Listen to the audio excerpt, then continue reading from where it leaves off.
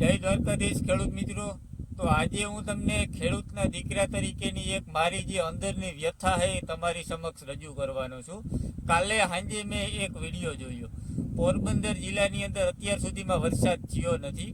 તો ઘણા ખેડૂત મિત્રો કલેક્ટરને આવેદન દેવા ગયા હતા કે અમારા પોરબંદર જિલ્લાને દુષ્કાળગ્રસ્ત તમે લોકો જાહેર કરો. તો એનીએ એવું કીધું કે હજી પોરબંદર જિલ્લાને દુષ્કાળગ્રસ્ત જાહેર કરવાની વાર છે. તો હવે જોવા જઈએ મિત્રો તો હવે શેની વાર છે? હવે અડધો ઓગસ્ટ તો વયો ગયો. આમ જોઈએ તો આજથી શ્રાવણ મહિનાની શરૂઆત થઈ ગઈ છે. તો કલેક્ટરને મારે એવું કહેવું છે કે તમારે હું એ રાહ જોવો છો તમે લોકો કે પોરબંદર જિલ્લાની અંદર 2-4 ખેડૂત આત્મહત્યા કરે પછી અમે દુષ્કાળગ્રસ્ત જાહેર કરીએ?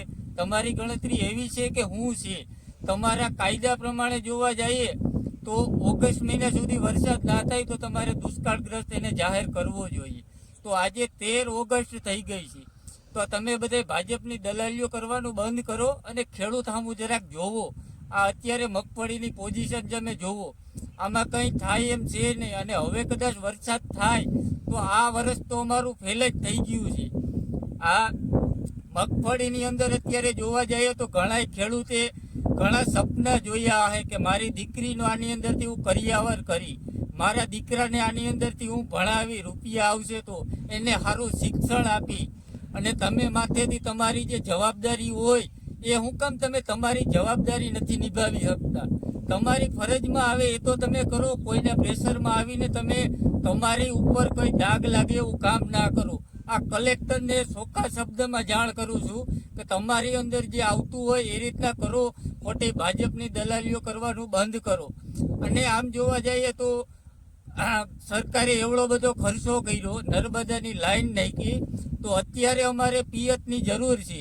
તો એની અંદર ખેડૂતને લોલીપોપ આપવામાં આવે છે. પૂરતા પ્રમાણની અંદર પાણી આપવામાં આવતું નથી. 2 દી પાણી આપે, 2 દી બંધ કરી દઈએ. અને એમાં પણ અમારા વિસ્તારની વાત કરીએ મિત્રો તો જે ભાજપના દલાલિયા છે એ લોકો પોતાના એરિયાની અંદર વાલ ચાલુ રાખી અને પોતાના જે ખેડૂતને ફાયદો થતો હોય, લાગતા વળગતાને ફાયદો થતો હોય એના સેલા વેકરા ભરાવી લે અને વધતું કચ્ચું પાણી હોય એ અમારા વિસ્તારમાં આવવા દે છે. તો આની અંદર તમારી પાસે કોઈ એવી મેનેજમેન્ટ સિસ્ટમ છે કે નથી? મેનેજમેન્ટ સિસ્ટમ હોય તો વ્યવસ્થિત આયોજન કરો, બધાને હરખું પાણી મળે એ રીતનું કંઈક આયોજન કરો. તો આમાં કંઈક પાણી વારીએ અને તો અમને કંઈક ફાયદો થાય. બાકી ખેડૂત મિત્રો હવે આપણે પણ બધાને જાગવાની જરૂર છે. 2027 આવે જ છે. અને પહેલાં જ હું તમને ચોખવટ કરી દઉં, હું કોઈ રાજકારણનો માળા નથી. આપણે રાજકારણને કોઈ છેડા છે જ નહીં.